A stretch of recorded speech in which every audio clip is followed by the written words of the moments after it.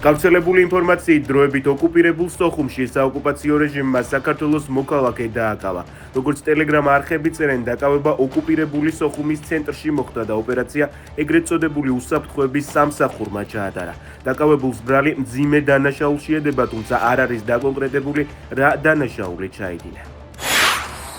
გასულ ღამეს ისრაელმა ირანზე კიდევ ერთი იერიში მიიტანა. თავდასხმის შედეგად დაიბომბა ირანის უზენაესი ლიდერის აითოლა ალი ხამეინის რეზიდენცია. ისრაელის თავდაცვის ძალების ინფორმაციით, წუხანდელ თავდასხმას შეეწირა სულმწირე 6 ირანელი სამხედრო მეთაური და 9 მეცნიერი, რომლებიც ბირთვულ პროგრამაზე მუშაობდნენ.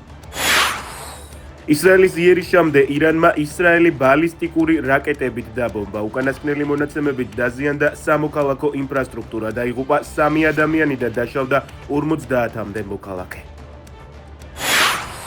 პოლიციამ აჭარაში ბესო ბოლქვაძის მკვლელობის საქმეზე 2 პირი დააკავა. უწყების ინფორმაციით, შემთხვევა 4 ივნის ღამის საათებში ხელვაჩაუში მოხდა. ერთ-ერთმა დაკავებულმა უთანხმოების ნიადაგზე ბესო ბოლქვაძე ცეცხლსასროლი იარაღიდან რამდენიმე გასროლით მისივე ავტომობილში მოკლა. დაკავებულია მკვლელის მეგობარიც, რომელმაც დანაშაულის შესახებ იცოდა, თუმცა პოლიციას არ შეატყობინა.